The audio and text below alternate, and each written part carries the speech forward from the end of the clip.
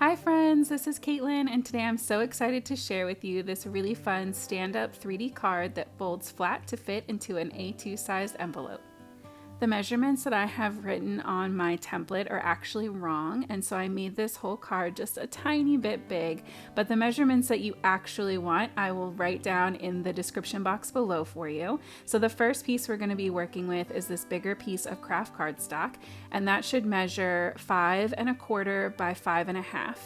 So we're gonna make a score line at the 1/4 inch mark and then 1 inch mark on each side of that, and I'm just scoring that in, and then I'm going to go in with my bone folder and just fold those down and make sure that everything is nice and crisp. And then we're gonna go in and emboss a oval out of the middle part of this panel to be our window to the back. If you don't have an oval die stack like this one's from Waffle Flower and I absolutely love it, but you could easily swap this shape out for circles or rectangles or squares or literally any kind of shape that you want, that you have dies for. You just want something that is going to be big enough so that you can really see whatever you end up putting in the background, but not so big that it touches any of your score lines. That's kind of the balance.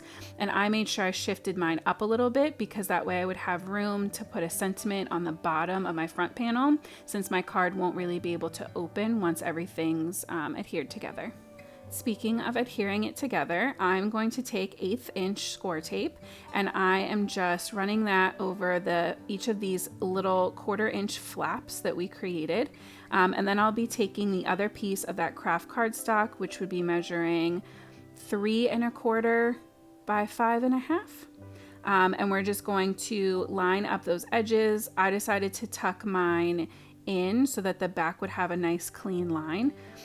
So I'm adhering them one side, and then I'm going to fold my other flap in and line everything up with that, and that way you know that it will fold flat and sit well when you go to put it in your envelope. Once I have everything taped down, I do like to shift and fold my card from side to side to make sure that everything's moving correctly. And then I double checked that my piece of white cardstock is the right size, and this would be just a little bit thinner than 3¼ I cut it so that it was just a tiny bit more narrow than that main back piece. And that's just so that it slides in really easily. So I put this through and it with an embossing folder. I think it says the Tall Pines from Simon Says Stamp, and it's absolutely beautiful. And then to help those trees stand out a little bit more, I'm going in with 2 shades of Distress ink and just very lightly, almost like dry brushing, but with a sponge, going in to just lay down a little bit of ink, and that way most of the color stays on the actual trees.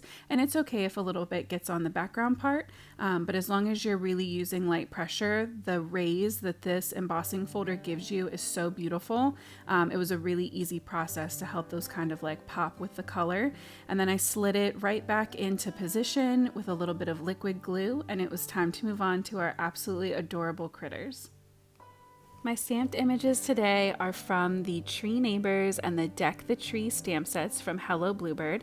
I am absolutely obsessed with the whole Tree Neighbor vibe. I love the tree, I love the little critters, and I absolutely adore these Deck the Tree add-on critters. I think they are so cute.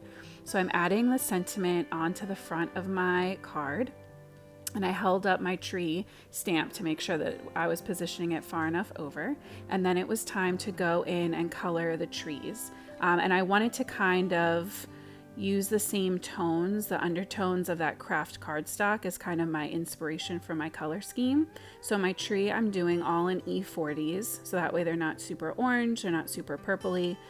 They're just pretty neutral, and I'm just kind of going over the artist drawn lines to start creating some shadows and depth of where the bark would be like ripply, and then going in with my medium and then lighter shades. I think that this tree is absolutely amazing for a slimline layout, but we are going to use it for a regular A2, and so you can see I'm not bothering to color all the way to the top of the tree. I didn't even stamp the whole thing or that little branch because it'll be trimmed off, but I think that it's really fun that you can use this tree for pretty much any size card that you could want, and it's absolutely amazing. So I did decide to color in the holes in the tree instead of die cutting them out because I'm going to be placing a couple of my critters right over them. I just wanted them to be darker. I didn't spend a lot of time on the coloring or shading for them because a lot of it's going to be covered up. And then it was time to move on to our little bunnies, which are all going to be in the warm gray family. I used the same exact color combination for all of them. And you know, as always, all of the colors for each section, as well as all of the products that I used today, and links will be listed in that description box below for you. I love that this set comes with so many different variations of the little critters. So this time I have one that's just going to be sitting, one that's kind of looks like he's peeking up out of one of those holes in the tree, and then that one on the bottom is standing up like he's peering up into one of those little holes like he came to visit his friends. And I think they're so adorable. I love them so much. You could definitely mix and match, but I love that I could do this whole one just with the bunnies and make them look like a sweet little bunny family decorating for Christmas. For these two that are going to be tucked into the tree, I definitely tried to keep the light source as if it's more coming from the center front. Like the light would be shining directly onto their little faces. So that's why right around their eyes and their cheeks are the lightest point. Obviously, you could use whatever light source kind of direction and shading is more comfortable for you, but I just thought it would be a nice little touch considering they're supposed to be peeking up out from inside the tree. I also love how adorable these images are, and that as the winter theme with their little scarves, you could easily change this card to be any kind of generic winter, like thinking about you, or even give them like orange and brown scarves, and it could easily be fall. And I love a product that is super versatile like that. My Copic collection is still kind of on the small side, so I was limited in my color choices. So when I'm coloring in these the wreath and these scarves, I did use a 3-color combination, but then I also did something that's I think called a color glaze. So once I was done with all of my shading, I went back in with a green marker from a different kind of color family and colored over all of those greens to just kind of mute them out a tiny bit. So I think you'll see that in a second. And like I said, the marker numbers I used will all be listed below. But I think that's something important to know if you are still kind of growing your collection too, or the colors just aren't doing what you want them to do, that you can definitely go back through and kind of tint and adjust your colors wherever you need.